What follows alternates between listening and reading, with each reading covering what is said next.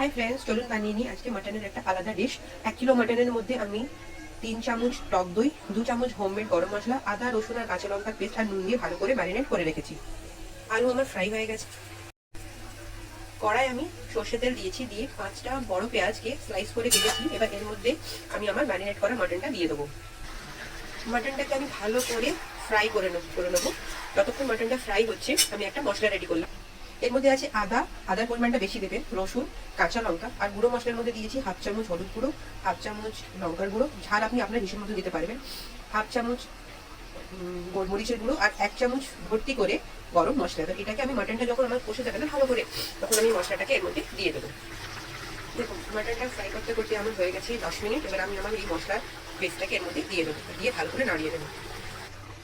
Marinate করার সময় আমি নুন দিয়েছিলাম, কিন্তু এখন আমি দিয়ে দেবো ঠিক স্বাদ মতন হিসেব মতন নুন দিয়ে এটাকে ততক্ষণ আমি ততক্ষণ আমার মাটনটা পুরো সেদ্ধ না হয়ে যায়। আমি কড়াতেই মাটন কুক করি। চলুন আপনাকে কুক করে তারপর দেখছি। দেখুন মটন আমাদের একদম রেডি সার্ভের জন্য। এরকম আরো রেসিপিজ আপনি আমাদের চ্যানেলে পেয়ে যাবেন। আপনারা সবাই আমাদের সাপোর্ট করুন, ফলো করুন। ততক্ষণের জন্য আমি তো চললাম খেতে।